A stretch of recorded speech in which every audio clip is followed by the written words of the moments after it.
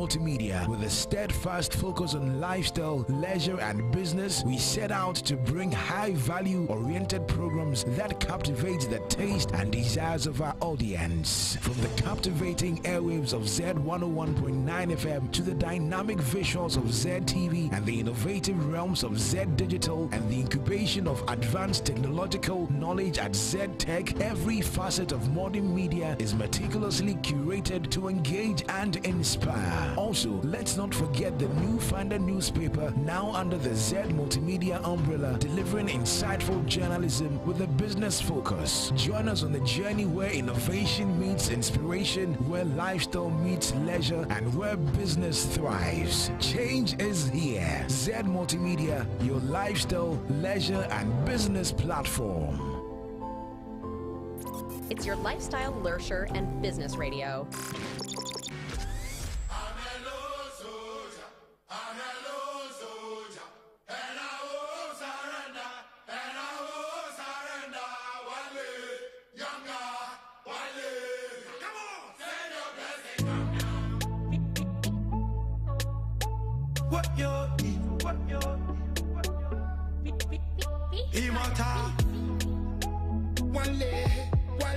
Send your blessing, come down. Jaja, send your blessing, come down. Abrami boy, me many marabiadia. I just want food. Jaja, send your blessing, come down. Yeah, send your blessing, come down. Jaja, send your blessing, come down. Opportunity so bit to quiet on London. Me, I just want food. Jaja, send your blessing, come down. Yeah, me, my brother, jealousy. Me, I go pony me, casa. Me, my brother, jealousy. Me, I go pony me, casa. And me, kwana me, yana. What you eat? Send your blessing, come down. 1, 2, 1, 2, what? Every day talking naughty. Mumanya mi subi on panache, mumanya mi subi on panache. Miami day, wale, daddy, send your blessing, come down. 1, 2, 1, 2, what? Every day talking naughty. Mumanya mi subi on panache, mumanya mi subi on panache. Miami day, wale, daddy, send your blessing, come down.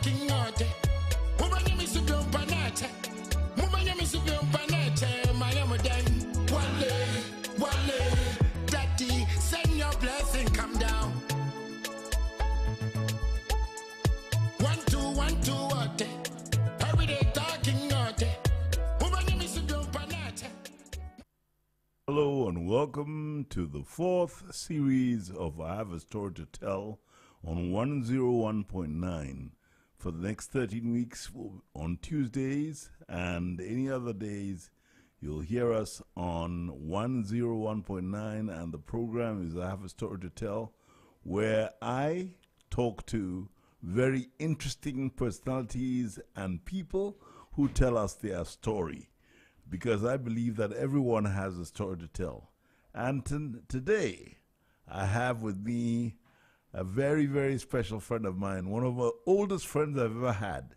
But that's the reason why he's on the program. It's because he's a very, very interesting person. A lot of stories to tell. He's got a great history. He's worked in many places all over the world. And he's in the person of Stanley Okun, known to his classmates in Achimota and elsewhere as Chosa. Welcome to I Have a Story to Tell. Thank you very much. Yeah. I've known you since I was knee-high. I think it dates back to about 1956, before independence, and we lived on the ridge area of Accra. Our fathers were both civil servants, and that's how we bumped into each other. And then we were in the Boy Scouts, Wolf Cups together, I think. So what have you do with yourself? Tell us a little bit about that first before. Well, I would like to say that I'm semi-retired. All right. Because although I left the mainstream of work about 11 years ago, you're surprised I'm old. Yeah. I have been working with companies. I'm on a couple of boards, and I do a lot of mentoring of young people, and I'm interested in business development and marketing effectiveness. These are the three things that I concentrate on now. Very good. The great thing about you is that you are a man of many parts. The reason why you're called Chosa, you'll have to tell us. But can you give us a little background to where you were born, who your parents were, and how you grew up? Okay, I was born in 1952 in June, and we lived in Osu, which is now called Oxford Street. Khan's Bakery was a marker. We lived right behind Khan's Bakery. The Rexado stables were our neighbors. And my father, Enoch Okun, was a civil servant. And he became the head of civil service and secretary to the cabinet in the Nkrumah regime. And he had lots of, many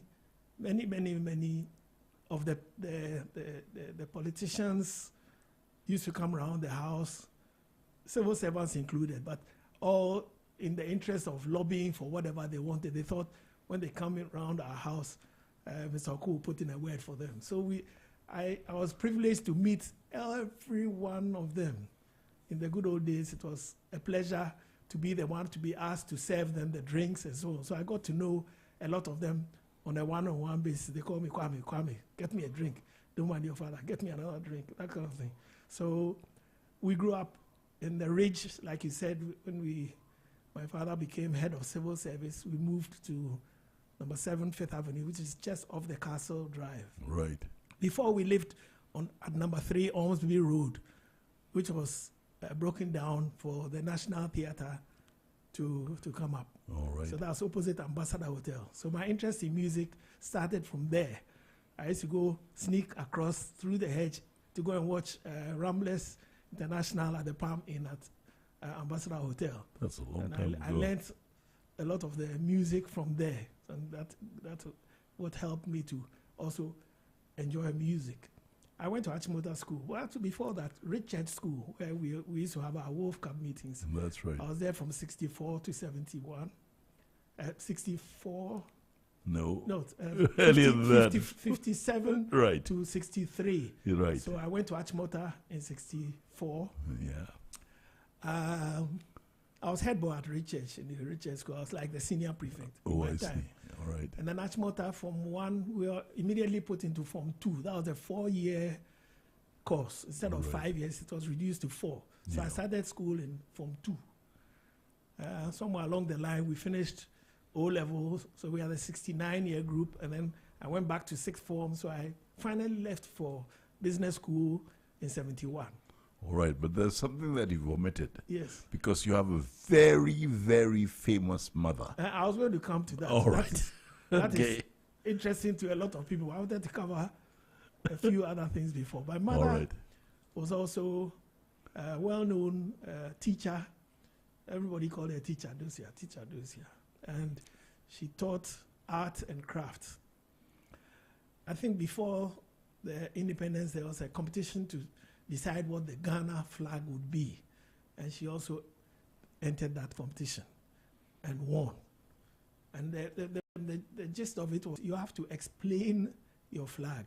Right. Many people brought designs, but their explanation didn't rhyme with anything. Right. So the judges said red for the blood that the people shed to get independence. Right. That was at the top band. Right. And then they gave the green band at the bottom, which is the fact that we are in the tropics. And we have a lot of vegetation here. And so this is our strength. And then the gold band in the middle. And anytime he told my mother it was red, yellow, green, she would go livid, because she'd tell you it's red, gold, and green. And then the black star in the middle was to show that we were the first black African country south of the Sahara to gain independence. So that was her flag. Right. And I believe that is what she's very famous for. But I'll point out to you now that my father, before he passed on, told us we shouldn't rest on the laurels of your father and your mother. Do something for yourself. So my brother Ernest will tell you that he's doing something for himself. My sister Theo is also doing something for herself. So don't ride on my father was, my mother was. But I still want to talk to you about your parents, because your mother was also a top hockey player. It's coming. She did that also. Apart from being the designer of the Ghana flag, she was a hockey player, an enthusiast, both in Achimota and after she was still interested in the game. And a chance came for her to head the body, Ghana Hockey Association, and she took it. And of course, hockey was not a popular game then, but she did everything to win the souls of everybody in Accra Central by putting the hockey pitch right near Electricity Corporation. Opposite Rex Cinema. Rex Cinema. Which is... And so everybody could go and watch a game of hockey, a game they didn't understand. But soon, within a year, everybody understood it. The companies and institutions there all built teams, SIC, the electricity, prisons, Ghana Army, police, everybody, OAA, Accra, everybody had a team. So that hockey became a big one. And later on, as commercial manager for DHL, I ensured that we supported the hockey. When I was commercial director of Tigo, we also sponsored the Greater Accra Knockouts for 5 years, just to make sure that hockey was a big name. And they become a big name when they went for the World Cup. They didn't win, but they won the Fair Play Trophy and actually drew with the champions, Holland at the time, 2-2. So that's a feat, because they beat everybody else. They couldn't beat Ghana. And our players were very, very good. And after Achimota, I said we went to Legon for the business school.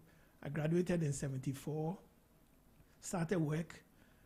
John Holt Bartholomew, if you remember, the Ford dealer. Well, we're talking to a lot of people who don't know about John Holt Bartholomew. It's now a very old John Holt Bartholomew, if you remember, the Ford dealer. Well, we're talking to a lot of people who don't know about John Holt Bartholomew. It's now a very old, dilapidated building, but no more work. Near the post office. Near the post office. The general post where office, you retrieve your letters. Right opposite there was Stavely. And I was the divisional manager for Stavely when I what did they sell? We were selling Hillman Hunter cars and Comma trucks. And we were servicing all the other Ford range of vehicles. A lot of these brands have gone out. They've all gone. Most of them have gone. There are a few Ford cars coming, but now they're coming from America and not from the UK. So the Ford Ranger and so on, they are still in the system. Well, you told us about your father, but as a young man, we grew up together, and you got up to all kinds of escapades. You went to Richchurch School, which is a very famous school, and you were a wolf cub. Yes. Now, what was it like living in the Ridge area at the time? Because I think we were the first Africans to live in the Ridge, because it was actually the European Ridge. That's right. And it was for whites only until Nkrumah became the leader of government business in 1951. Right. Yeah. So with this Africanization, what we call Ghananization of the civil service. Those in Ghana then. Don't forget that. Gold Coast before it became Ghana. Right. That was an effort to get qualified gentlemen to understudy the old government and take over when the time was right. Right. And they had quite a few gems at that time. A.L. Adu, my father, KB Asante, all these Bentel, Mike Bentel, they all, Neil Samuels, they all rallied round to form the new structure, which is the civil service, which I dare say has lost some of its shine, because the civil service then was a really good civil service. You could actually get things done very quickly without any palaver. Today, the service probably has been taken out of the public service and the civil service, so you have to pay for everything. And before, you could ask somebody to do something and he does it. When he's finished and you want to gratify him, you give him something, he says, no, ejuma na me, ejuma. And there's nothing like that now. You have to even pay before they even attempt to look at your document, which is a sad thing for Ghana. Really?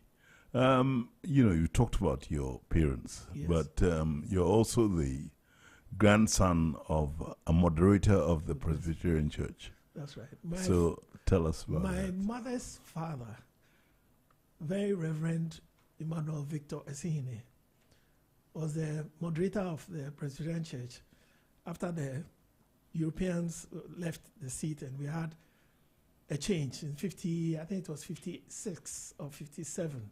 He became the moderator. So well before Mohinu, Sintim Misa and all the rest, he had finished his time.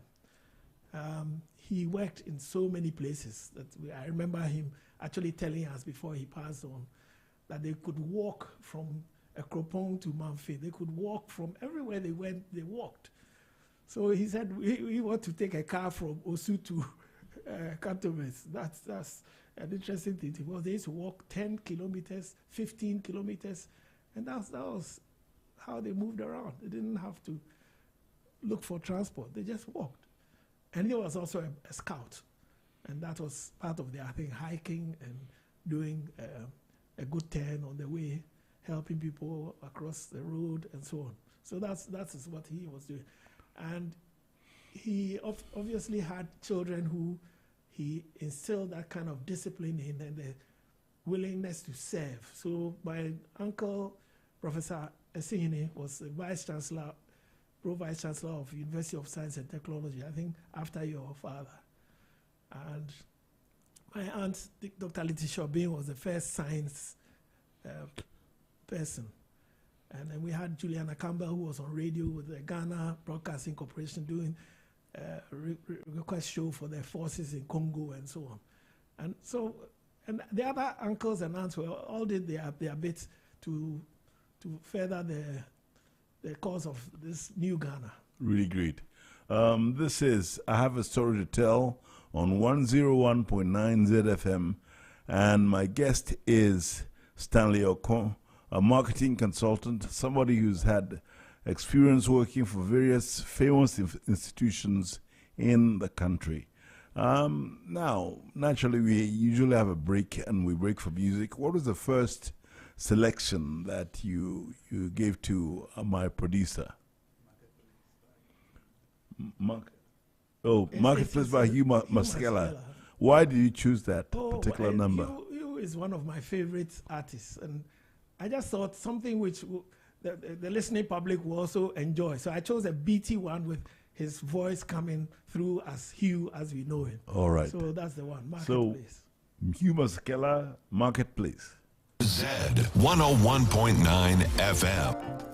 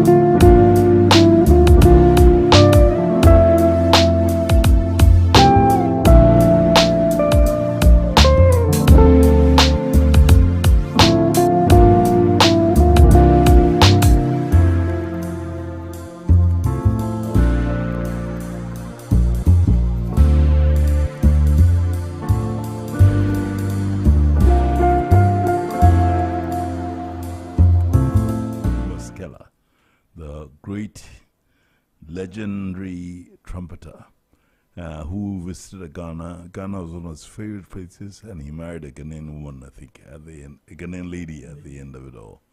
I'm here with Stanley Okon, who is a marketing consultant. I have to admit that he's one of my oldest friends, if not the oldest friend I've had, because we grew up together in the Ridge area of Accra. What was it like growing up as a young boy in the Ridge? Because it was really a new kind of experience for a lot of us African kids. I think I will say that I felt, well, my brother and I felt very privileged to be in that area. Yeah. Because we had the advantage of parents who were working in the similar field as our father. And so all of them became our uncles.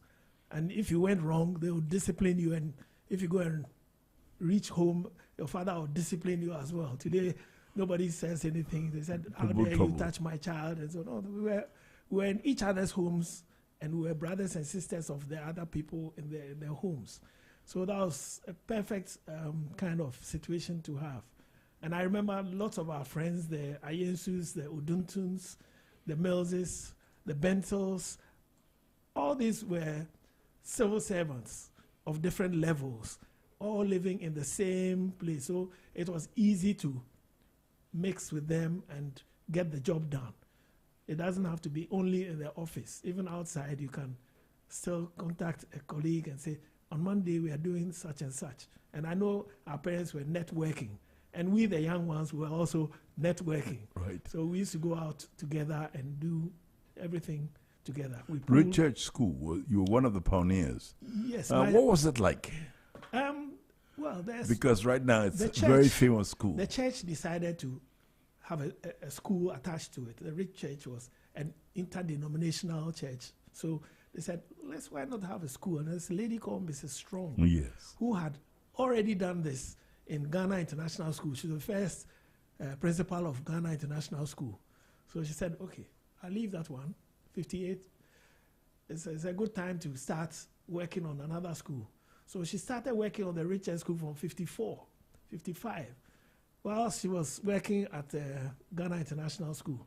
So by 56, Ridge Church started. I know my senior brother was one of the first in the school, the Lattes. My brother. And of course, Jerry. Yes. Jerry BAFFOUR. They were the first students. There were 40 of them. And the school started. Of course, I joined the year after, and then my sister also joined. And we had such a good education. There were about 12 teachers then, and I think 8 of them were foreign, English and so on. But there were 4 Ghanaians even in our time. And soon the school became more Ghanaian teachers.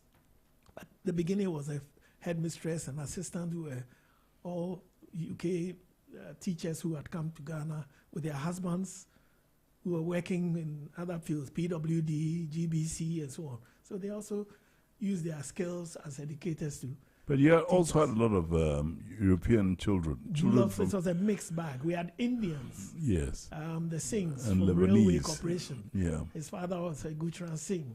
His father was with the Railway Corporation. We had the Australians, McDonald.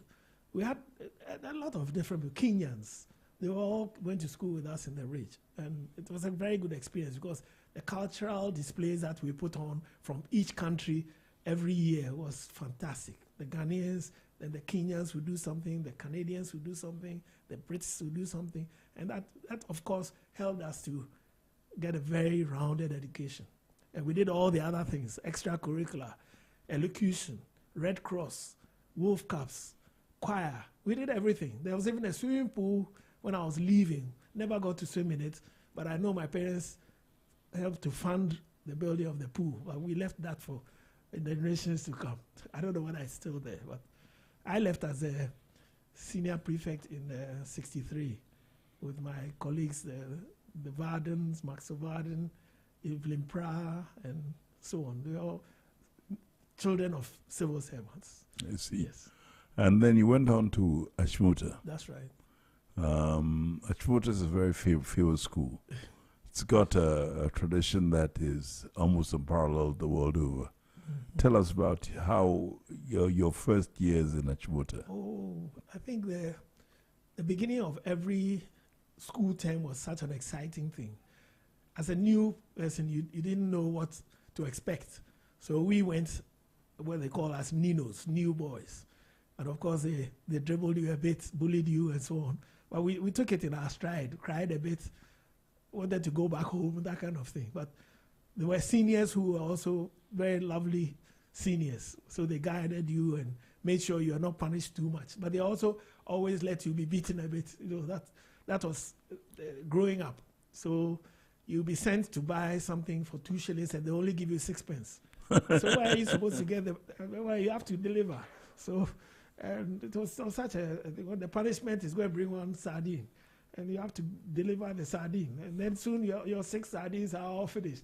So what food do you have in your chop box? Nothing. But that was growing up. But school was good because we had very, very good teachers. And the teachers were interested in the students. It's not like today where they set you some questions and they go into town to do their market. No. They stayed with you like parents. If you were ill, they would take you to the hospital themselves. They're not relying on anybody.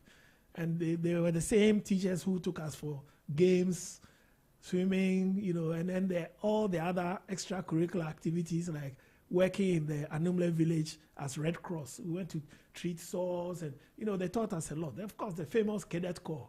I was a corporal in the Cadet Corps, and that was also something we taught you, time management, punctuality, being a scruffy individual, you will change immediately when you join the Cadet Corps because they want you to shine your shoe so that you can see the faces inside a mirror. And this was the military. They were from the. So you had WOs. We had all these WOs teaching us, and it was not easy because they did what they would do to the army recruits to us. So you would double round the square about 34 times, and that means you didn't even come for a parade. You were just doing punishment the whole time. Next time, you won't come late. You know, so that was a very good thing. And it helped us to dress properly, be polite to your seniors, salute. Sometimes I even forget and I'm talking to a headmaster and I'm saluting. I think I'm in the Cadet Corps. But, you know, it helped you to be very polite and humble. All right. Now, we're going to digress a bit because... you were there before independence, and you saw the preparations for independence. That's because your father was very much involved in the preparations for the first Independence Day. That's right. How did it impact on you? Okay, for me, I had been privy to some of the discussions. I told you our home was where they all congregated. They all come and have a drink and a bite, and then that's where the discussions. So. Well, we are going to do, you know, that kind of talk. Independence is just around the corner. That was the kind of flavor we had in the evening cocktails and so on. Yeah. And then the day drew very close, and I think they all went to the polo ground. Well, we couldn't go. We were too young for that. But I know my uncles and aunts, they all went. But later on, we had visitors who came for the independence celebration. Some of them also came round to our house for drinks and so on. Right. And I remember it was Reverend Martin Luther King and his wife. Right, Coretta. So they were my father's charges. Yeah. He took them around everywhere, and I have photographs of them on the balcony of Ambassador Hotel, also taking pictures of what was going on and so on. So my mother was there, and Coretta was there, and my father was there, and Martin Luther King was there. And that was a fantastic photo. I still have the photographs. So it's a very lovely thing to see. That in those days, we had lots of dignitaries coming for the independence of a nation. Because it was the first, and everybody was here. From Kenya, from Canada, from India, everybody sent a representative. America sent about 5. And I'm sure the UK had many more. Yes. Although they were giving away the colony, they were also very happy that they're setting a kind of good example. You can't be there forever. Right. I want to ask you a question. You were young, but what were your expectations? Did it pass on to you the import of the fact that Ghana was becoming a sovereign independent country. Yes, from the little that we heard, it had been said that Ghana was free. And so we had now to do things for ourselves. I think Kwame Nkrumah said, we have to take hold of, all the energy we have now should be channeled into making this work. So obviously it came down through to even the teachers that were teaching us, and then of course us, the students, that Ghana was now on its own, had to do something for itself, couldn't rely on the UK to do all the things that they used to do. So we were also actually focused on doing the best that we could at that time. We couldn't really do much, but it was like a positive impact on us. Great. Let's go back to Achimota. Yes. If I go and I tell some people that I want to see Stanley Okon, a lot of them will look at me in a strange way. But if I say Chosa, they'll say, yes, Chosa. So why were you called Chosa? Oh, tell us this. It was a very interesting story because, you're given homework to do and then bring back the next day or the day after so the teacher will assess everyone. Now that interesting day, they gave us something from the Nun's Priest Tale by Geoffrey Chaucer. And on that day, he asked, so who did the work? And none of the boys put their hands up. I put my hand up. And of course, some of the girls, Jennifer Brown-Aye and a few, also put their hands up. That I was the only boy. So he said, okay, son, come up to the blackboard and write your comments on this tale. So I started writing, because I had read the book, and I was writing. So all I could hear from the back, from Kwanzaa and Opoku, and so, Chosa, Chosa, Chosa, Chosa. So that became my nickname. I protested, but apparently in school, when you protest, that's when the name sticks. But I'll tell you an interesting story. Yeah. They said there are no nicknames allowed in the school. Yeah. This is assistant headmaster, Alan Radwick. Yes. Seeing me and Eudora Korte, the late Eudora Korte, Evelyn Pryor and Max Varden walking down at the administration block, and he wants to call me, because I usually go and help him with pinning things up in his office and so on. He started calling me, and we couldn't hear. All he started saying was, Chosa, Chosa, Chosa. So Evelyn and Eudora said, Mr. Radwick, you said there are no nicknames allowed in the school. What are you doing? He said, oh, Chosa is all right. So that put paid to their protest. But that was it. I got that name just by doing what everybody else was supposed to do and didn't do it. So it was an interesting experience being in Achimota. I think naturally you established a lot of friendships there. That's right. And you finished Form 5 and 6th Form, which was is something that puzzles a lot of people because we don't have 6th Form anymore. But it was something you wore on your sleeve. Yeah. On your sleeve. That's right. Yeah. So tell us about your 6th Form years in Achimota. Once you got to Form 5, the motivation was to go to 6th Form. But the more exciting thing was the fact that we wore the cream shirts. Yes. Up to Form 5. Right. But in the 6th Form, they wore the blue shirt. Okay. So we all wrote it on our diaries that I will wear the blue shirt. So that's what you studied hard to make sure that you passed your O-levels very well. 11 or 12, so that you could go back with that aggregate to enter the 6th Form. I know some of our friends who wanted to do professional stuff, like a colleague called Sam Bentel. He wanted to do art straight away. He was going to Tech to go and do art as a profession. And I told him that I was going to Achimota to wear the blue shirt. He said, right. Oh, blue shirt there. Then I'll also go to Achimota. So he changed his mind and came and wore the blue shirt for 2 years. So that we always meet and we say, Charlie, blue shirt. That's right. So that was the motivation. The blue shirt meant you were a 6th former. And then you could now walk with your chest out. These cream colored shirts, or the blue shirts. You even raise your collar until the seniors like Beho or Rollins will lower your collar for you. Right. We'll come back to that. This is, I have a story to tell on ZFM 101.9, and my guest is Stanley Okon, a marketing consultant, and he's been telling us wonderful stories from the days before independence, and he's going to tell us more. But what was the next song that you chose for this program? Are you sure by the Stable Singers? Stable Singers. Who were here yes. For Soul to Soul. Soul to Soul, which we all went We'll talk about that later. Z 101.9 FM.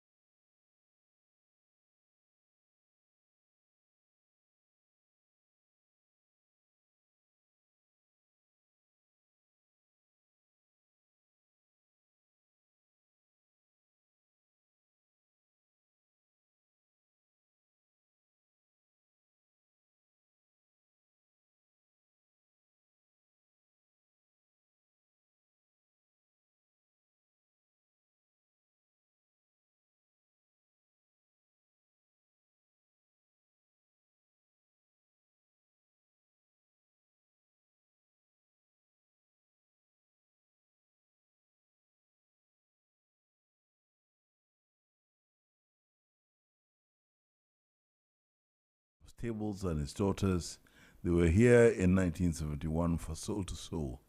We'll come back to that, but we're still talking about Achimota and your education. You went to Achimota, you made friends, you had good experiences, you acquired a nickname and all that. I'm with Stanley Okon, who is a marketing consultant who's traveled around the world, and we're going to hear his wonderful stories. He's such a great raconteur, so I'm a very happy man today.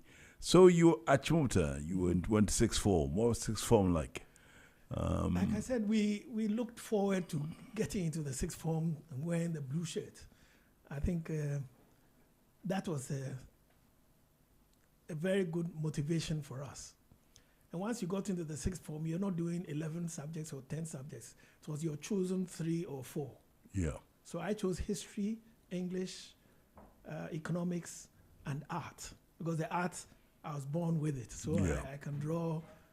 As you sit now, I can just give you a sketch now, not in detail, but I have that at my fingertips. So I enjoyed being in the sixth form. The teachers were fantastic. The syllabus was very wide, but they were also very knowledgeable. So they encouraged you to read widely, but when you came, they straightened it out for you and put you on the straight and narrow. If you'd gone excessively to one side, they brought you back. And one thing I learned in the sixth form was I always got marks like C+, C-, C+, and I asked my history teacher, Miss Halcrow, one day, why do I always get C+? I put in everything. And she said, Stanley, you're a very good historian. Yes, I agree. You're very good, descriptive. You can describe very, very well, and I love that. But you know, when you're writing historical documents, you also have to be analytical, and that you don't do.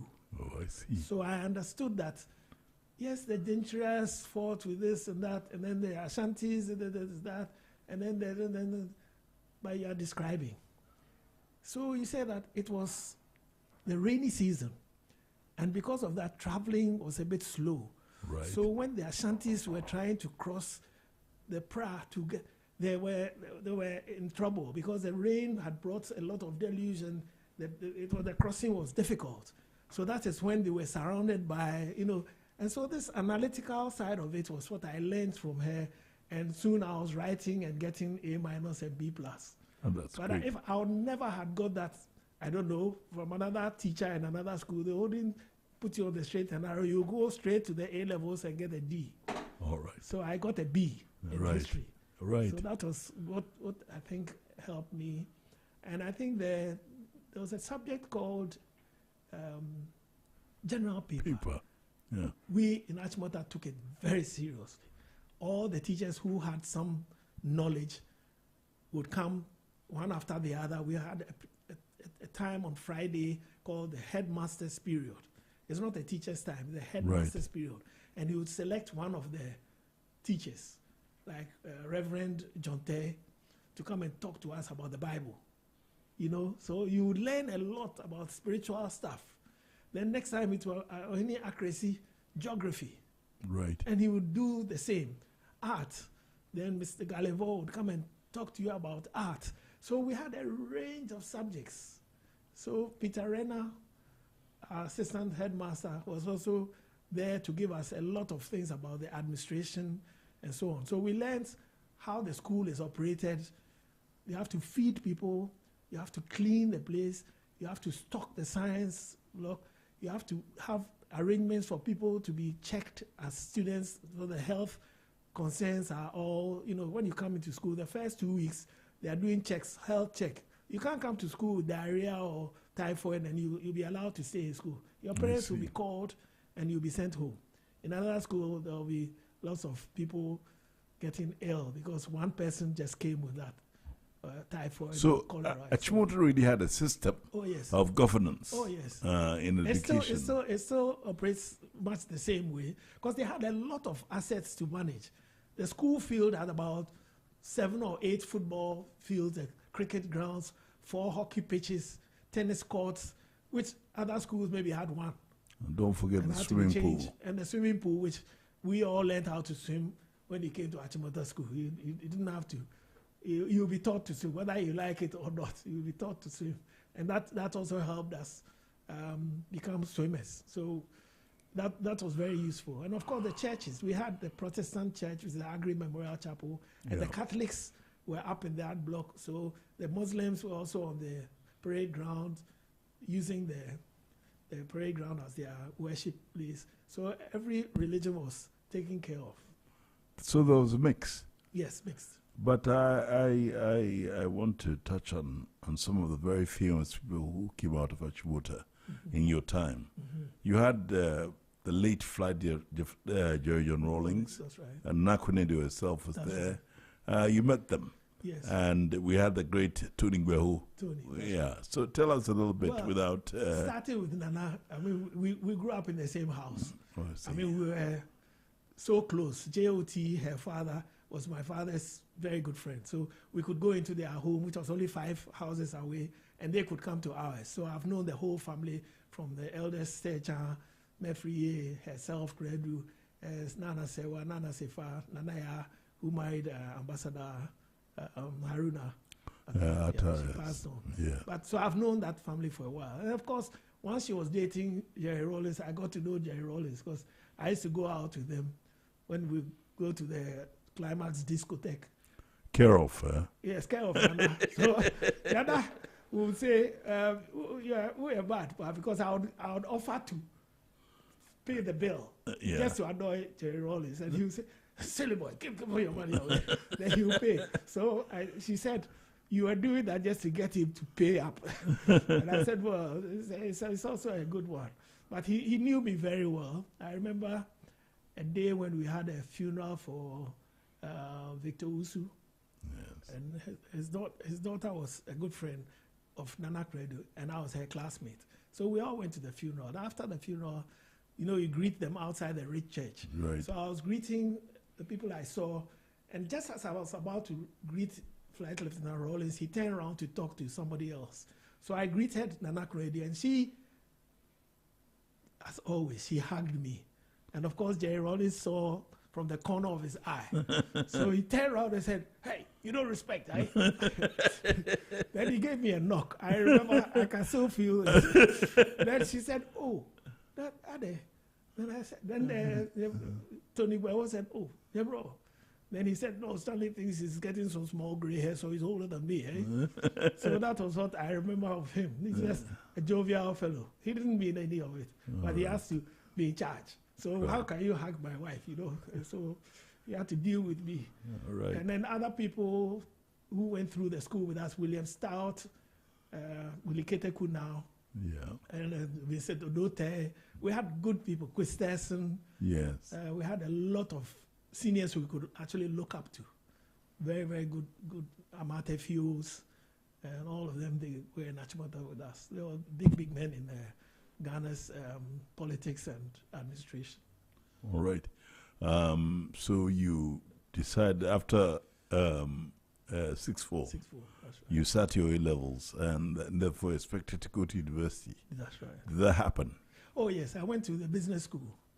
And to get in there, you needed an aggregate of at most 6 or 7, which I got. I got 3 Bs, so that was, you're through. So I was accepted at the school, and they had an interview. After getting all the 7s or 8s or 6, they will still go for an interview. So who interviewed you? The head of the school, it was called Kwame Ajayi, and I think a couple of people at the registry. So you had to go all the way to the top there. So I went to the registry, and I had only 2 questions. Why do you want to study business? And I answered, and he said, are you sure you are ready for the rigid education that you get in the business school? And I said, yes. The school I went to, I think there's going to be no difference between that and this one. It's just an upgrade. Then they said, okay. And I received a letter that I could go there. Interestingly, I also did the interview for architecture and tech. Yeah. And I was accepted. So I had to choose whether to follow my art and do architecture or do the business. Again, my brother was already ahead of me in business school, so I chose to join him there. So he did accounting, and I went to do marketing management. So that was how I ended up in the business school. And I enjoyed my time there. 3 years of really good lecturing, and they were very good lecturers. But you had a social life too. In Achimota or in the university? I'm talking about the university. Oh, in the university, I was what do they call those people? Chewers, or the group of boys who had no girls. Oh, I didn't have a girlfriend in Lagos. So everybody was... All throughout? All throughout. And they always wondered, this guy cry, what's the problem? In fact, one of my lecturers actually labeled me. He said, Stanley, I don't see you with any girls. Professor Wood, he's dead now, but he said, I don't see you with any girls. And I said, well, I have my eye on somebody, but she's in Cape Coast. He said, oh, that one. He didn't believe me. He said, are you sure? Later in life, he came round to be in law's house. Yeah. And I was there, sitting in the sitting room. And then Professor asked, Stanley, what are you doing here? Then you know what my mother-in-law to be told him? Now, I've come to my in-laws' house. What's your problem? So he now told them that story, that he was always looking for my girlfriend in Legon. For 3 years, he never saw me bring anybody to say, Uncle, this is my... And he was my closest friend as a lecturer. I did policy analysis with him. Oh, I see. And he loved the way I answered his questions. So he took me as a friend. I didn't know him. It was right in the school of administration that I made friends with him. And he was a friend forever. My children used to spend time in his home. When they were born, he had 3 grown-up children already. So they used to go and spend weekends there. The shout was always, we want to go to Mr. Wood's house. We want to go to Mr. Wood's house. I'll take them there on a Friday and pick them up on a Sunday. And that was how our friendship grew. But I think the university all in all was such a great experience. Yeah, there's something that I didn't talk to you about, and that was you are a musician. Yes, I am. Yeah, and how do you get into that? Oh, in our growing up days, we had people who were already playing music. So we looked up to them. Like I said, I used to go and listen to music at the Palm Inn with Ramblers International. So I learned the bass, and I was watching, I'm picking all the moves that they make on the frets. So I quickly got it. And there was a friend in the Ayesu's house who had a guitar. So we all started dabbling on the guitar. So when I went to Achimota School, I continued. I played the piano from home, but I left the piano and took the guitar in Achimota. And that was where we started forming groups and so on. And my cousin, Kojo Esa, late Kojo Esa, was the head of our band, Traffic Jam. And we did very well in our time. I think in the 5th form, we were the best band. The Pop Chains. The Pop Chain in Achimota School. We were Tell us about the Pop Chain. I'm not the one. The Pop Chain was... What was it? All the music lovers in school formed groups. So every school would have their own pop chain. And of course, the first 2 in each school would now be like elimination. So you go to Baden Powell in Accra for the big pop chain. So there was bands from Augustine's, Bishop's Candlesticks. There was people from Adisco, some from Prempeh College, some from Achimota, Tema, Laboni. Everybody had a group, and then they would play, and then we would decide who is the best band. So that was what all the playing of the guitars and so on, piano, organ, and everything was about. And of course, there are 3 or 4 instruments in every band. So you get a bass guitarist, you have a lead guitarist, a rhythm guitarist, an organist, a conga player, and the drummer, and of course the singers. Sometimes we sang, playing and singing as well. But we had a singer who was Kojo Esa.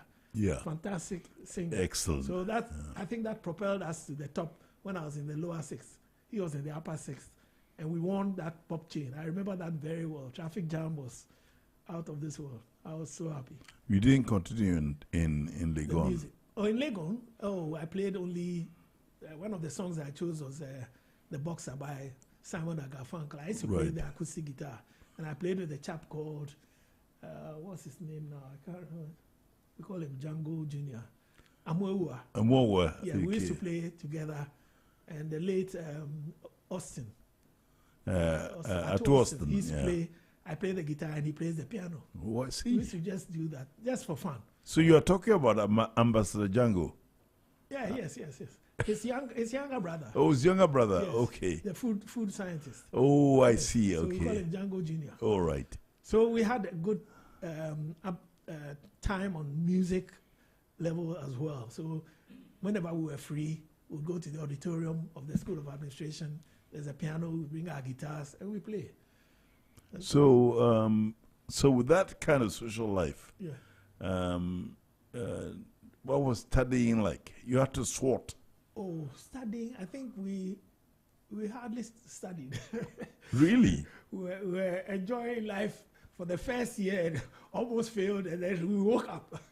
The first year, everybody just, hey, I'm in university now, and then you forget that you are supposed to be learning. So we all scraped through the first year, because the first university exam, the FUE. So we all passed.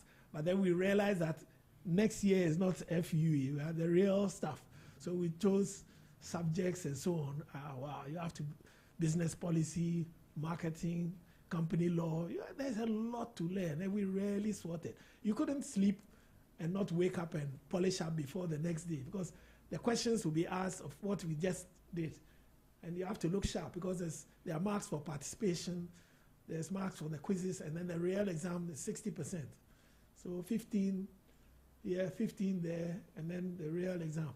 So you have to be really a good all-rounder to do that. We did it. But we had good students. So they helped those who are not so good to also do. Captain Amwabe was my mate in Legon, and he was so bright. Morton was so bright. But we had discussion time. So once you are discussing, those who know will teach those who don't know. Everything you know, you share with the others. You know, the Ablo, and you may do. We all met. Even the girls were joining in as well. Sylvia Robertson, you know, we all joined in the discussions. So we all passed together. And some did better than others, but we all passed. That was the important thing. This is I Have a Story to Tell on ZFM 101.9. I'm Fritz BAFFOUR, and my guest is Stanley Okon, also known as Chosa, a marketing consultant. He's worked everywhere in the world, and we're going to come to that. But right now, what was the next song that he chose? This is Jimi Hendrix. Oh, really? Yeah, good one. This Sambeto coming back again. That's right. Z101.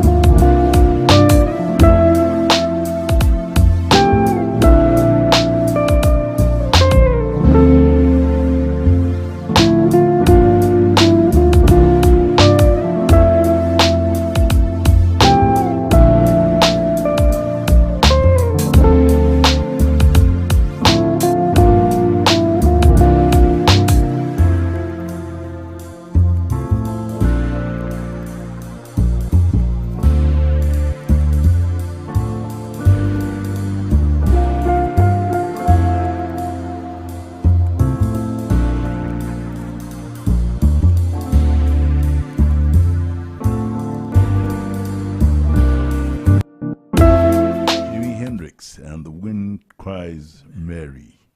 Jimi Hendrix was a favorite for all of us when we were growing up. Yeah. Why? Psychedelic music was something new to all of us. We knew about soul and pop music, but the psychedelic music with guitars, with wah-wah pedals, and bass guitars that sounded like lead guitars was new. And it was just something that we liked. And so Jimi Hendrix and it's like were very famous to all the young people who came up. So we had lots of songs that we liked, from Jimi Hendrix. And this from the second album. Yeah. Brings back great memories. So you were in Legon, you had a great time, you studied, you played hard. And what happened at the end of it all? Did you get your degree? I graduated in 74. Right. We got our marching orders for the national service. So I ended up in Takoradi. There's a story about Takoradi. Tell us. There's a lot of jockeying for position for the national service. So there are big men who would engineer so that you get your choice of national service somewhere close to your home, rather than going to Navrongo or Afasini. So I had people like Mr. Wood and what's the name? I can't remember. Chinry. Yes. So they engineered for me to get a job Uncle at the Smiley. State House. That's right, State House. So I was so happy. I went home and I told my father, I've got my posting. He said, where are you going? I said, Price and Incomes Board. And he said, State House. You know what he told me? State House? So you mean you walk from here to your post and then you will be coming home to eat your mother's lunch? That's not national service. I was so shocked. He said, it's cancelled. Oh. So he said, who told you you've got that? I said, Chinry and Professor Wood. He took his phone and quickly told them to reverse that thing. Then he came back to me in the next hour. He said, national service is about leaving your comfort zone. This is what he said. It's about making new friends, going out and searching for work to do, and sometimes having no money in your pocket. That's national service. And the bright side is that you make new friends, sow your wild oats, maybe even find a wife. This is what he told me. I can't believe this. So my father actually changed my national service and took me to Takoradi. He said, you're lucky I didn't send you to Sunyani or Navrongo. So I took the Takoradi Polytechnic and I became a teacher there, tutor for business in the school. And I did a good job of that one. I taught even the evening classes, I volunteered, and I went to teach Workers' College around the Lighthouse. There's a Workers' College there. So where did you live? I lived in Efiekuma. All right. On the Accra Road. Right. They call that place in Tabo. There's a timber. Oh, I see. All right. There. So that's towards the PTC. A lumber yard and there was lumber Apremdo, works. which is a military area. Right. And before that, there's Apremdo. Before that Apremdo, there was Ntabo. And that's where we lived. All the national service people were in one big house. Oh, I see. So they called it National Service House. Right. And the goings on there, I will not tell you. So you spent a year. A year, yes. Right. Do you think it helped you? I mean, yes. Help make the man, make it the man? The fact that I was teaching office management and practice meant that I had to fall on my business side. But then most of my students were older than me. Right. Because they were working and they had come to the Polytechnic to do business. Some of them just wanted to upgrade as accounts, clerks and supervisors and so on. So they used to call me small boy teacher. Right. Small boy teacher. And I taught them. And they actually respected me because I gave them that level of respect. They would actually come and see me and say they have to travel because the family is on.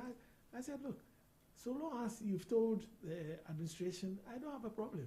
But just come back on time. So at Monday morning, we kick off again. So every 2 weeks, all these married men would leave to go and see their families. and that we were bonded for a long time. After I left there, they still called on me all the time. And so I made a lot of friends just by being a teacher at the Polytechnic. All right. I have a story to tell on 101.9 ZFM, and my guest is Stanley Okon. So Stanley, you did your national service in Takoradi, and then after that, what happened? Whilst I was in Takoradi, I was applying for full-time jobs because the national service was for a year. National service salary of, an allowance of 150 cedis or something, which was not near anything that you would call a salary. Yeah. So I applied to quite a number of places: PTC, IBM, John Holtz, Unilever, Valco, all the corporations and companies that I could think of. And I had feedback. I had 4 of them calling me for interviews, which I attended. And then I got a job with Netherlands African Manufacturing Company, NAMCO.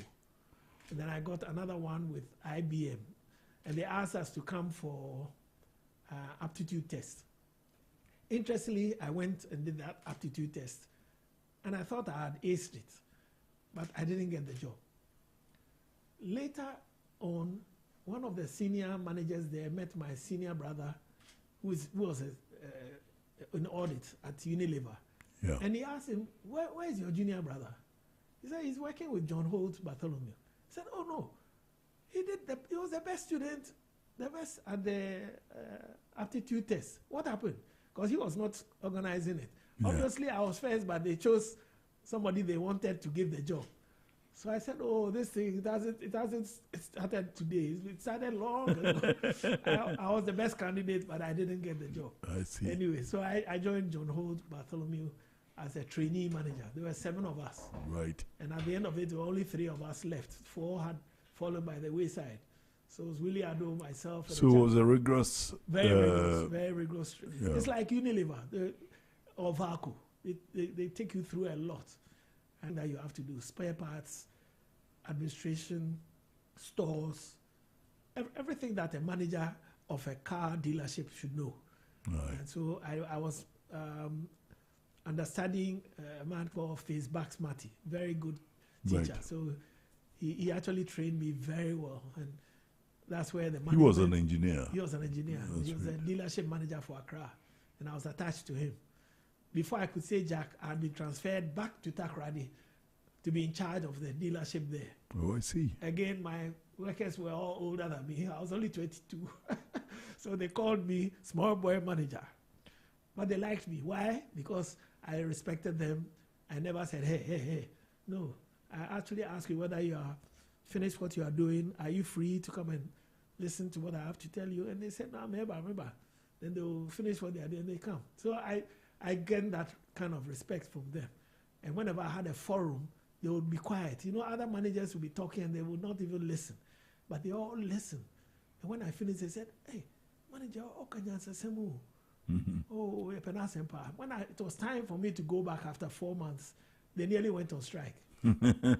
So they had to send Alan Webster from Accra to come and explain to them that this was just part of my training. So I had to go back. They had to come all the way 140 miles to come and tell them that they should release me to come. They didn't want their manager, who I had been acting for. He was coming back, and they didn't want him. They had enjoyed too much of this good rapport. So, right. But anyway, I left and went back to Accra for further training. I was sent to Ashridge Management College by John Holt, Liverpool. Right. So I studied there, general management. That's in the Ashridge, UK. In the UK, Berkhamsted. Right. So that was a good thing because... How long were you there for? 6 months. But it was all paid for by John Holt. Right. Something like £25,000. Did you have a culture shock when you got to the UK? The UK? No, I had been in and out of the UK since 1969. Okay. After O levels, my father, being the man he was, said, "You will go to the UK, so that nobody will say you have never been to the UK, and that's not your home. You come back and do whatever you have to do here." So we all went. My brother went in '68. I went to 69. After your O-level, you go. Spend time with your aunt and your uncle. They'll take you around Piccadilly. They jump on a bus, go around London. You know, you've seen it. So, do you want to stay here? No, come back to Accra. So I came back as ordered. And I built my life here, working in companies in Ghana. I've worked in about 4 different companies, but all for about 10 years. Nothing like 2 years, 2 years. Right. I did John Holt's for 11 years. Right. Then I worked for DHL for 13 years. Then I worked for Millicom, Tigo, for 12 years. Yeah. 8 of which were spent outside the country, 4 in Ghana, but the rest was in the different countries in Africa. So with DHL, you didn't go out of Ghana? Oh, I did. All right, Because tell us about it. I was a marketing and sales manager for DHL. Right. And of course, Ghana was doing very well, although the largest country was Nigeria. And South Africa was also in a different region, but was also a force to reckon with. So we're 1/5 of the size of Nigeria. Yeah. But when they do all the computations and analysis, they found that Ghana, even though small, was performing better than the bigger ones. So we won an award from the CEO in Europe and Africa. And the award was given to the management team, not to me, but Right. management team. But the citation was that we were the most commercially focused and the best financially managed entity in Europe and Africa. So that was a good thing. That means our management was not, but of course, spearheaded by the marketing effectiveness. Yeah. Small money, but we delivered a lot. How Others did were you given achieve huge that? budgets, but they couldn't deliver. How do you achieve that? You have to be very clever with your spend, not stingy. Calculate what the earnings will be with whatever spend you make. You can't say, I'll give you 10 million as a marketing man, and you say you'll get 500 shipments going through. So, okay, I won't give you 10 million, I'll give you 5 million. So now do half of that. It doesn't work like that. You get about 1/3 of that. So Really? you always had to have a rapport with the finance team. And so we had to actually give the finance team marketing training so that they understood exactly where we were going. So now they were free to give us whatever we put down or was approved by Brussels that we could do. We just did it. And the same thing I carried on in Tigo as well. We were the small station for Millicom, but we were very, very sharp. Now, you traveled and stayed out. I mean, naturally, you spent time with John Holt. That's right. And why did you leave John Holt? Oh, that was an interregnum because I worked with a man called Kwabena Pepra. All right. He had a chain of industries and companies. His son, Peter, was a good friend of mine. He Of became blessed an MP memory, as well. yeah. So I was sitting in my office one day and Peter comes in and says, my father said you should come and work for us, industrial materials company. I said, why? He says he knows that you can do the job better than anybody else he has been working with. So I said, okay, I'll consider it. Oh, Peter said, no, not consider it. Let's go. It's lunchtime. Let's go. So he put me in the car and took me to the house where his father was waiting. And we had a discussion. Oh, Dosia Ba. Oh, that's good, good, good. He knew my mother from school. He said, oh, we used to carry your mother's books. so within a month, I was working for industrial materials company as the manager there. Because we had about 7 companies. Okay. So everyone was in charge of something. Peter was at Leyland. His brothers were at ScanStyle MIM. There was somebody at UPPL making shirts. Somebody was in the printing press. There was a laundry and dry cleaners. Yeah. And so on. So mine was with the agency for huge companies in Europe. Yeah. And especially in the UK, selling to the railways, the mines, and the industries in Tema. And the business was kind of plateaued. But when I took over, I just lifted the game. So he was so happy with me. He just said he didn't know that this business could yield such good business. So he sent me off to the UK to meet all the principals. He said, this is the man who's changed my business. So they were all so happy because they were making money. Because we were doing well, they were making money. We did everything from cranes to boats and nuts, carriages, wagons, fish boats, railway lines, everything. And then we did ropes for the mines, chemicals, everything that the mines. And so you became very well rounded. Yeah, I went selling, and before the end of the year, the mines and the railways engineers called me engineer because they didn't even know I was not an engineer, but I was talking their language. Yeah. And I'll tell them, no, or no, day. And they say, engineer, all right. Now, what is the secret?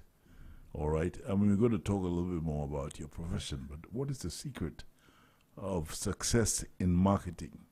Well, can you give me a snippet? Okay. I think in my last year in Millicom, Tigu, before I became an expert in different countries. Right. For a year, I was made the marketing effectiveness manager for West Africa. Right. What was that all about? The numbers we were delivering were phenomenal. There was a small country with a small budget doing big things. Senegal, Cote d'Ivoire, huge budgets, and they were not delivering. So they wondered, what is it that you are doing that they don't understand? So I had to go and explain to them the same thing I was talking about. Use of the money in the right way and doing things that have big yields. It doesn't have to be a huge spend. Something small but well targeted will give you the returns that you need. So that's where that came from. And I think I enjoyed that. But I think above that is that you're working with a team. Now, a lot of leaders think that it's about being a hero. But rather, it's about removing whatever is in the path of your staff, your team, so that they can get on with it. Most leaders don't know that. How do you do that? Yeah, How do you remove obstacles? Your job as a leader is not having all the answers. So you have to talk to your team. Somebody will have a wise something to tell you, but you always shut them down. Oh, hey, you haven't reached that level. Keep quiet. But if you let your staff come out of their shells, you get a lot done. If you ask your team what is slowing them down, is it the systems that they are operating? Is it long-term meetings that we have? Is it short? We don't have enough of the good staff for various things. And you'll be surprised that the small things that you do that can actually unlock their potential is something small. And then they start delivering. Real leaders do not need to shine. They make the path ahead of them and their team shine. That's what the leader is. But most people wear the jacket that I'm the leader, I'm the boss.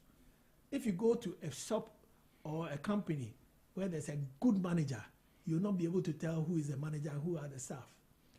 Suddenly they all say, oh, sir. And then you wonder, the man who was bolting something down is the boss.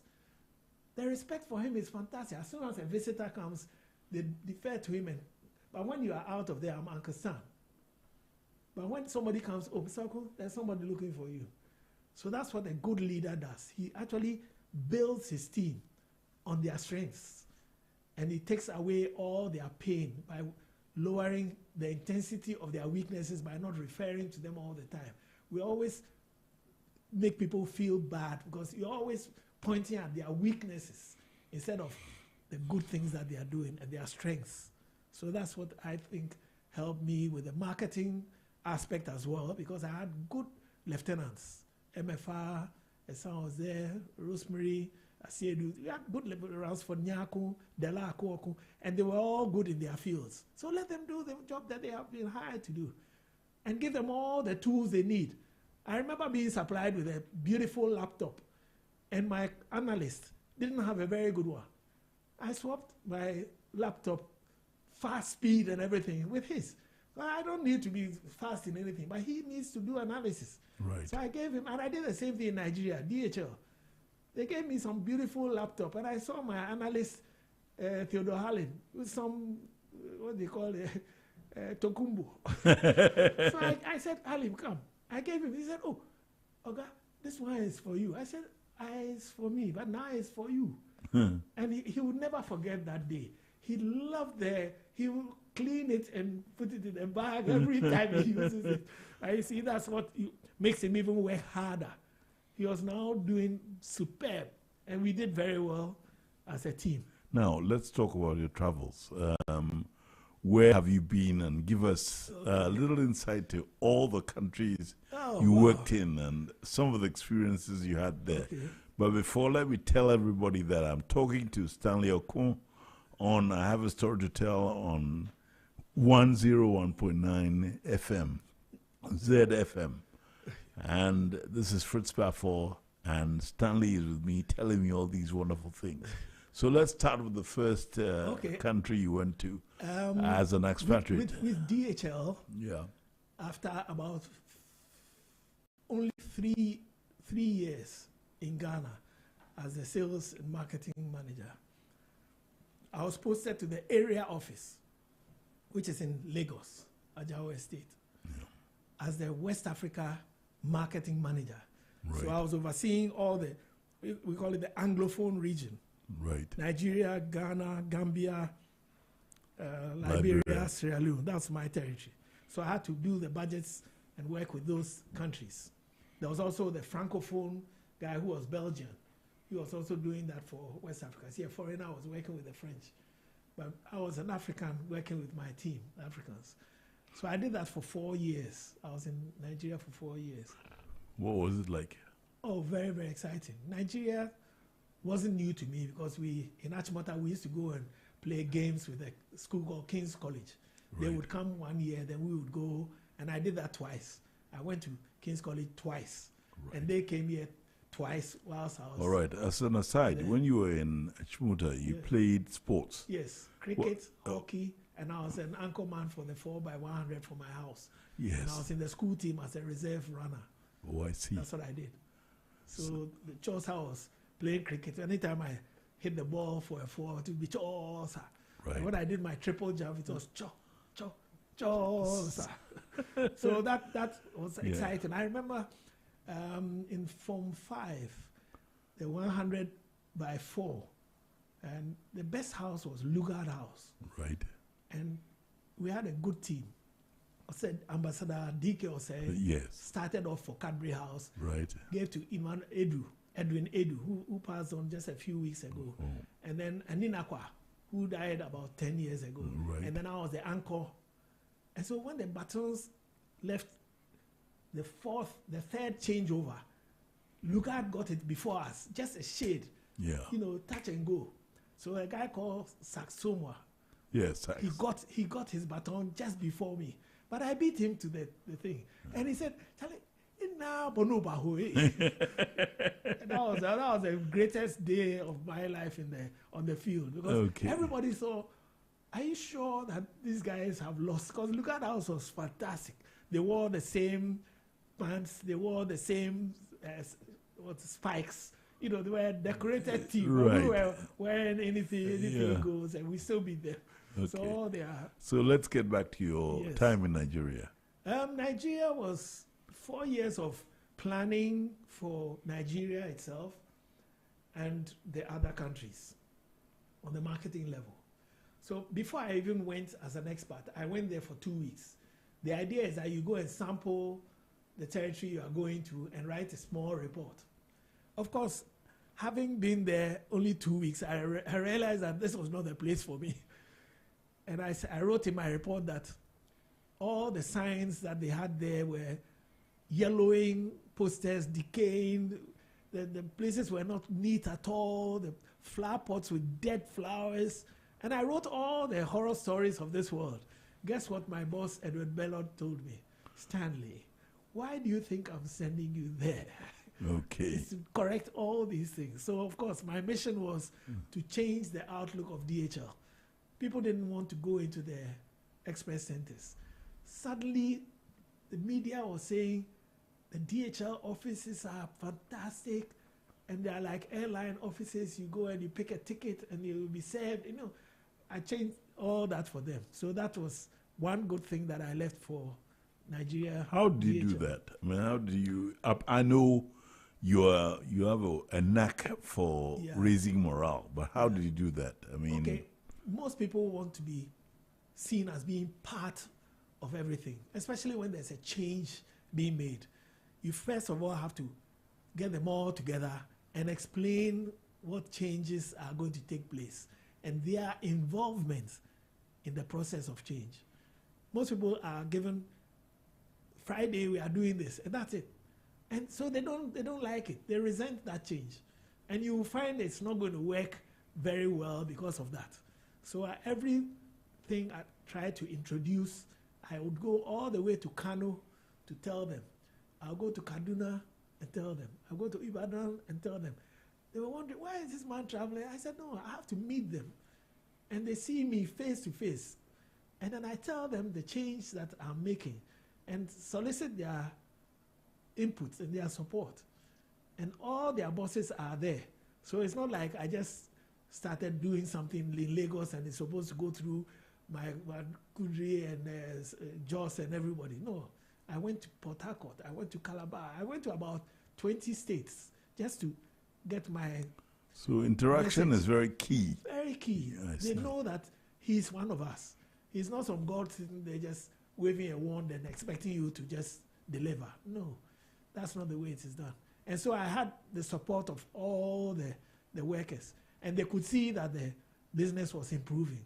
And they walked in town and people said, they wear the red jackets, the couriers. And people said, hey, DHL. Before, there were nobodies. But now, once you were in that red jacket, the people said, that'd be DHL.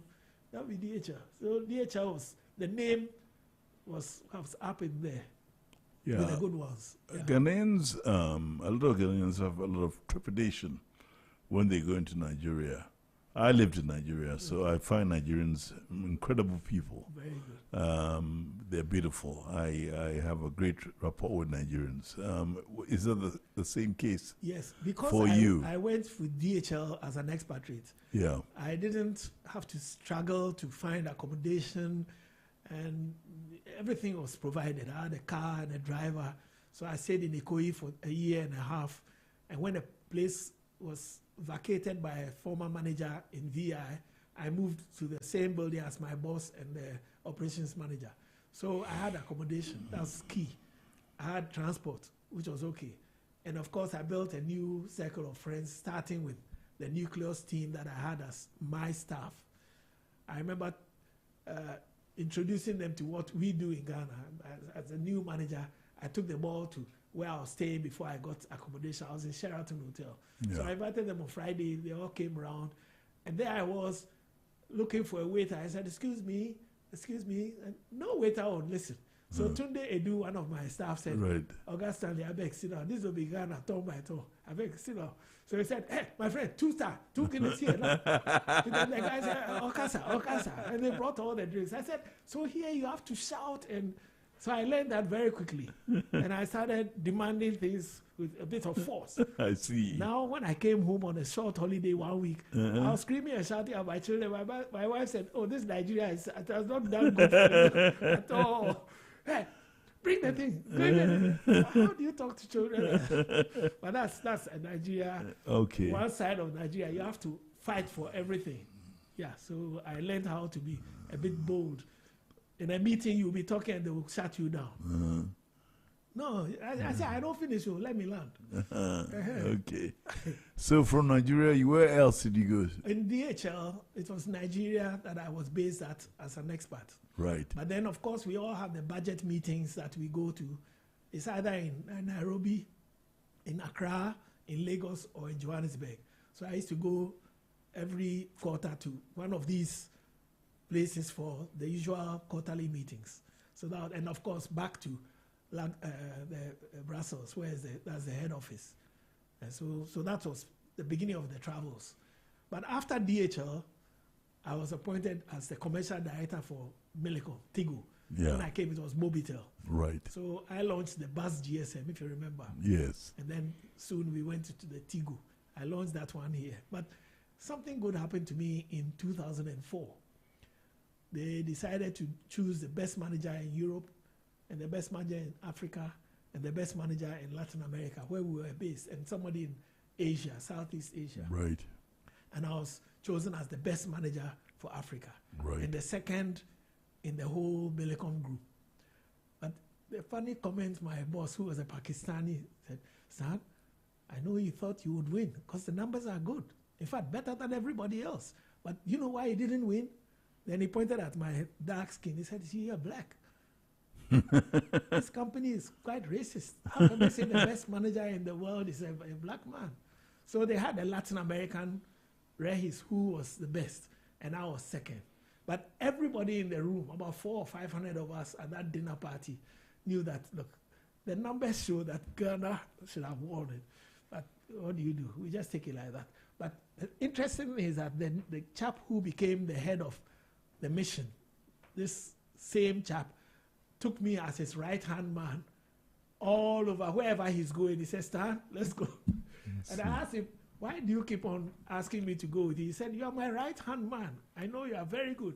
So I became the kind of number 2 manager in Africa. And we went to different places, Kenya, we went to Tanzania, we set up Tigo in Rwanda. We did a lot of things.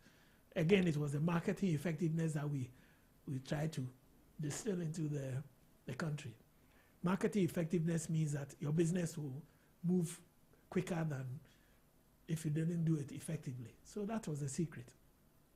Right. Then you spent some time in East Africa. Yes. Yeah. Where precisely? Oh, I was in Tanzania for 2 years. All right. And I was doing business development. So I would go to Arusha, Mwanza, Dodoma, and Dar es Salaam itself. Just sometimes as a mystery shopper, I would try everything. They don't know who I am. So I walk into an expert center and ask for some services. And I would grade them 0 to 10. And they all fall short. Then I have to make my report. I remember coming back with a damning report from Mwanza and Arusha. So the managers were summoned to Dar es Salaam. Right during that meeting, my boss read them the Riot Act. I thought he would keep me out of it. But he said, "You said everything is okay in Arusha. And Sammy, you said everything is okay in Mwanza. But look at Stanley report. It's a total disaster." So now the cat was out of the bag. They know I was the one who... So about 3 weeks later, he came and said, "Stan, you've been here for 2 years. When you go to Ghana on Tuesday, you don't come back, okay? They kill you if you come back." So that's how I made my exit. Okay. After 2 years, I had to come back to Ghana. And I was given a new role as a CSR manager for Africa. Oh, so again, that corporate social responsibility. Corporate social Hold that thought. Let's have some music. Z 101.9 FM.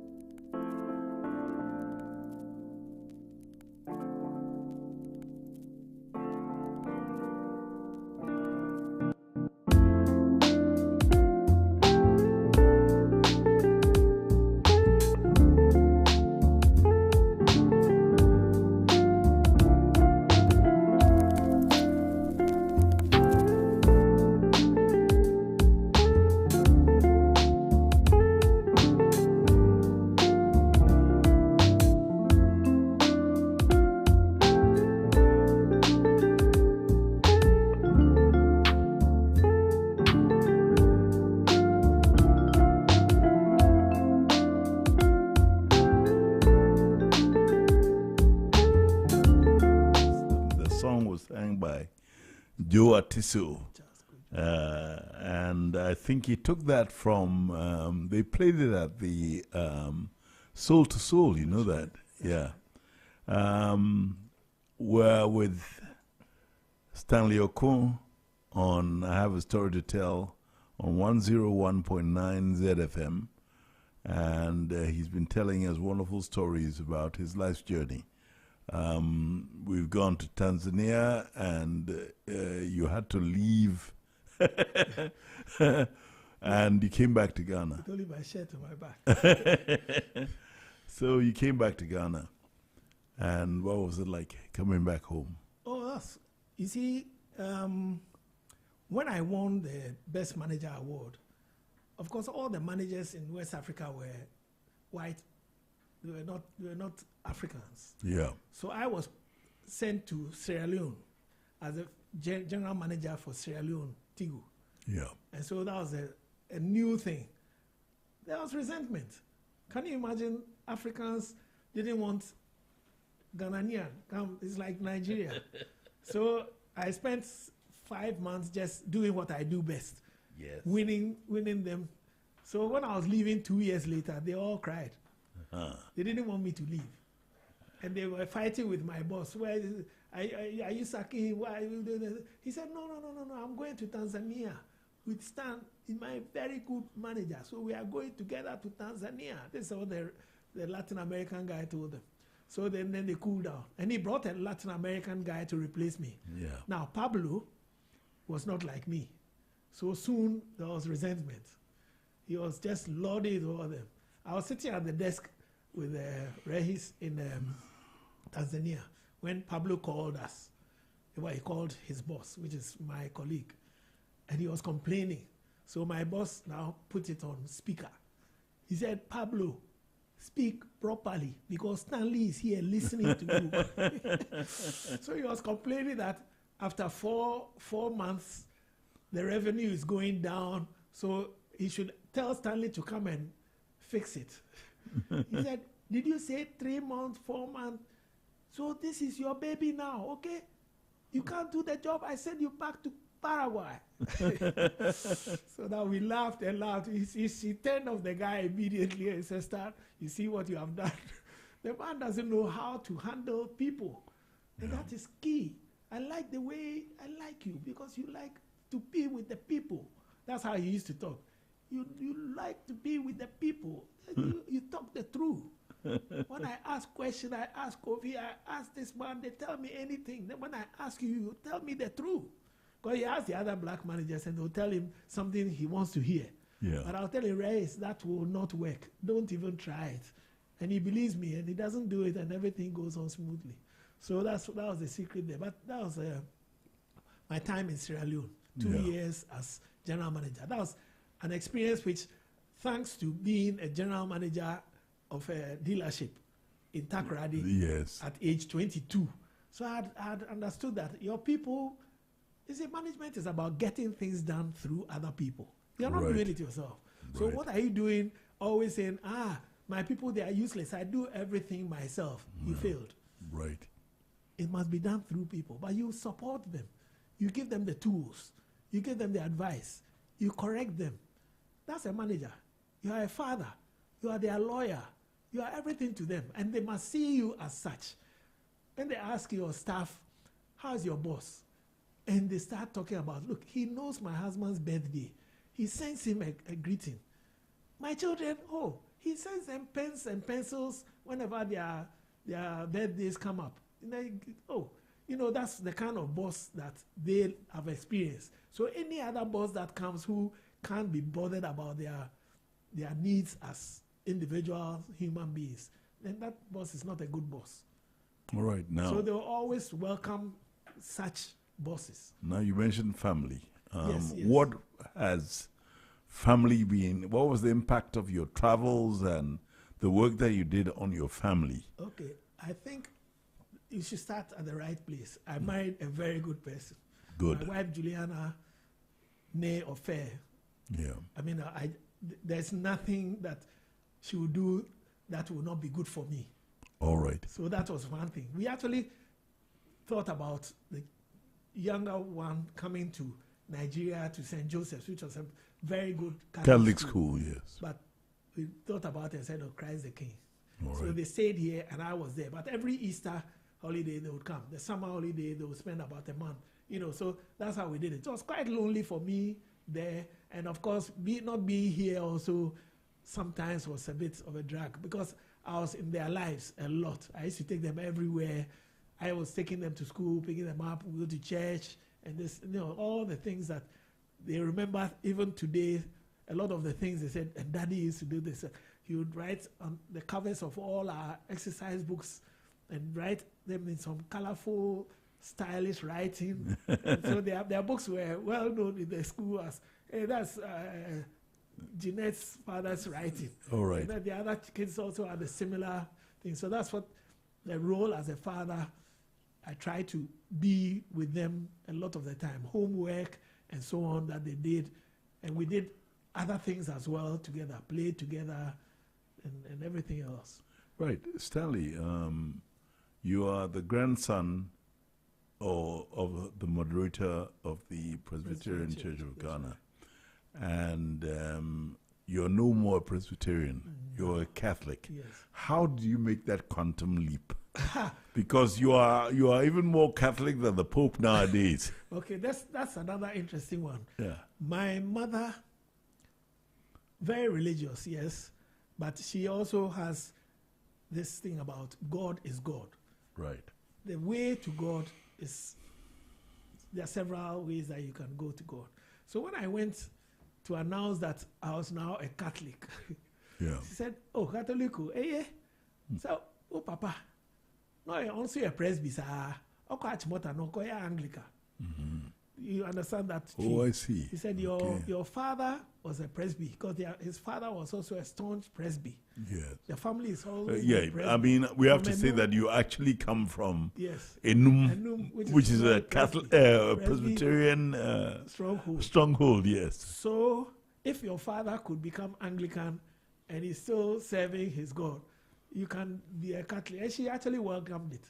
And I use that as the motivation to become a good Catholic and use my skills to further education in the Catholic Church for the youth and so on. And then I joined the Knights of Marshall, Yeah. became a Grand Knight, and I've also spent a lot of time in the Knights of Marshall doing charity work and all the things that we do. So I can say I'm a good Catholic. All and I right. enjoy being a good Catholic. Now, let's get to something that is current with you.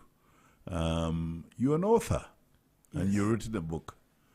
Tell me about your book. What is it? What's the title, and how did you get to writing it, and what has been the response so far? Yeah, I titled the book Get Ahead, Right, Stay on Track. right, Because getting ahead, you could go left or right, and you're still going, but maybe you're not on the right path.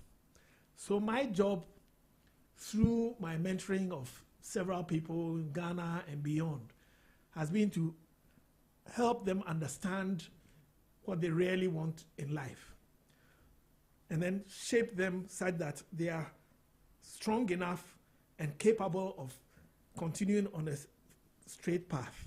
yeah, So get ahead, but stay on track. And for the best part of the last 40 years, this is what I've been doing.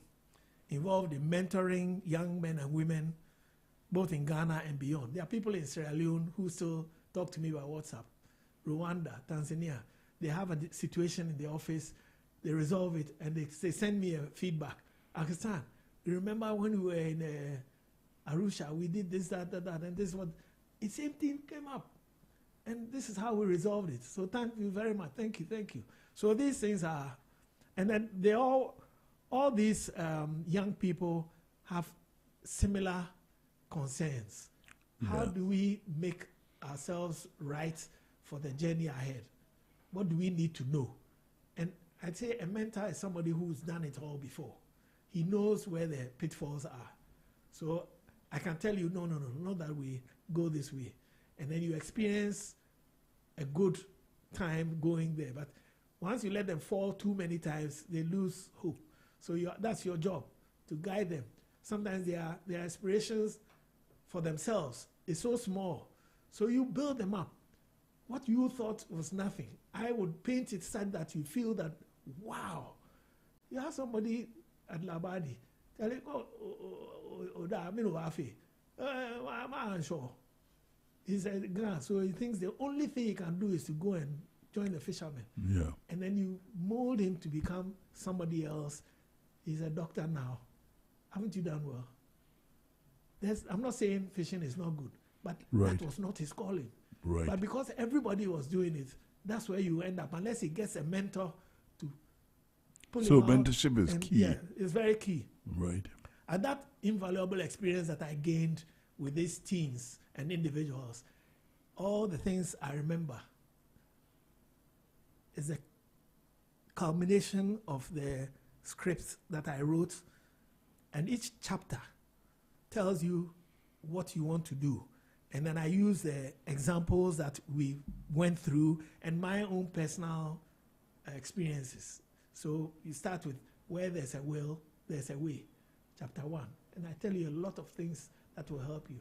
Now, when you've decided where you want to go, you have to build your personal brand. You can't go the way you are. Nigerians will say, shine your eye.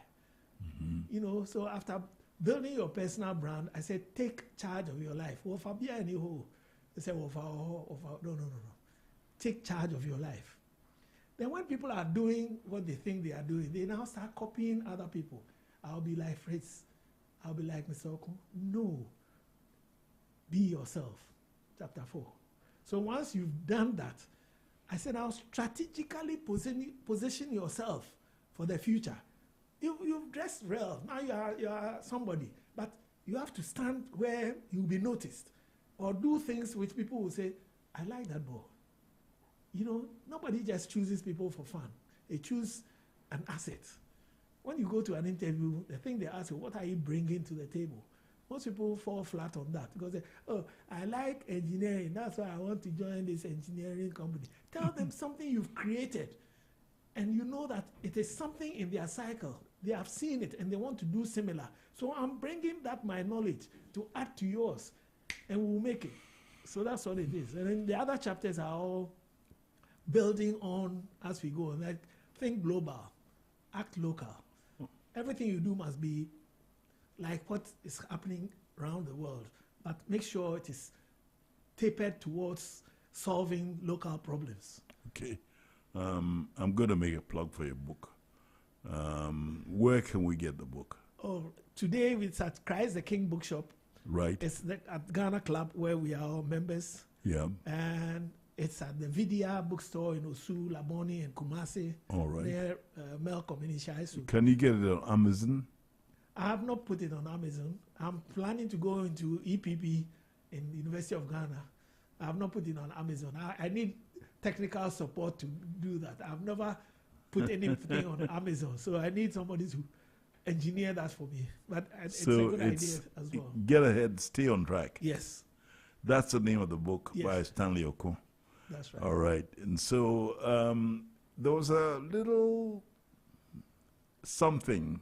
You had to do a second edition of the book. That is right. Why? Because somebody asked you. Yes. Yes. I have lots of readers. Right. And I had people in Tanzania had hinted before Right. that this thing is about private companies. Right. It's about systems that they operate which are kind of predictable. And so you have not touched what we call the public sector, where there's a lot of things happening, and it's not all good news. So a colleague of mine in Ghana Club, a lawyer, Yeah. he also said the same thing. So I said, no, after 5 or 6 people coming up with this, I have to do something about it. So I said, okay, I'll try and recollect what I remember of my growing up, the discussions that were held that I was privy to about public service and what it should really be and what I know it was. So I wrote another chapter, chapter 9, which now deals with improving Ghana's public sector. I think that's what the Joy and Graphic took as the flagship of the book. And they Right. made it huge. That was all over. But it's important that we realize that public service is just as it says, public service. But today, the public servant thinks he's in charge. He's no longer a servant. So he doesn't do anything that you have asked him to do, and he'll do it willingly. You pay him to do the service that he's being paid to do. So that's not good enough. So that chapter just takes you through a number of things that are good and bad and ugly about the public sector. All right, let's have some music. This is Simon and Garfunkel, and you said this particular song, you used to play it on the acoustic. I still All right, we'll get back to that. Z 101.9 FM.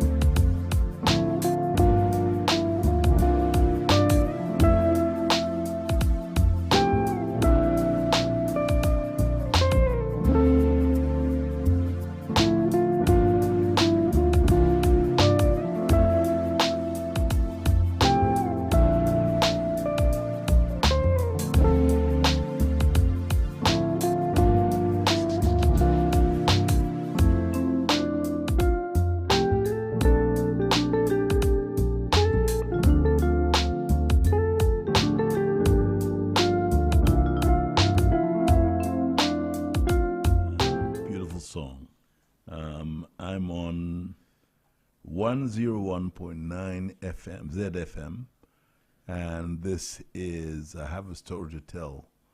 And my guest has been the great Stanley Okun, one of my oldest friends. But it's not about Koko football.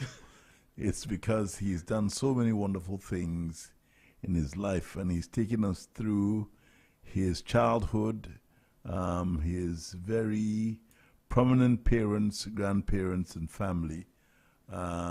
He's taken us through school at Chimota, the University of Ghana, where he worked, John Holt, Millicom, he was with DHL. He's done quite a few things, and he's given us a lot of pearls of wisdom. Stanley, before we sign off, I'd like to thank you for spending time with us, but Ghana is going through a very difficult time. We have the problem of Galamsey, where we're poisoning our environment and we're trying to find answers. We have social and civil strife all over the place. And yet you're the son of one of the founding fathers of this country, not from the political side, but from the supportive foundational side. Is there any hope for Ghana from your point of view? There's always hope. And like I said, chapter 1 of my book was where there's a will, there's a way. And I think we know what is the right thing. It's just having that moral strength to actually take the decisions that will hurt our pockets and ensure that everyone is relieved of this albatross that is covering all of us. There has to be a way, and I think we'll find it sooner or later. All right, before you go, I'd like you to say something to our listenership out there, something to uplift them. Oh, okay. I'll leave you with the thoughts of my late father, who was always full of wisecracks. But when he gave you advice, it was very good. He told me once that, Obi, that's what he called me when he was in a good mood. Obi for Obri, my second name, Kwame Obri. He said, you have to do something good to somebody, at least one thing every day. One good turn every day. Then the other side, he told me, but you also have to learn something from yourself. Learn something that will teach you something. And it doesn't matter where it came from. Is it the gate man? Is it your teacher? Is it the driver? Whatever it is, learn something good to strengthen yourself, your knowledge. And so those two things I've been doing since that time. He told me, every day I do at least one good turn.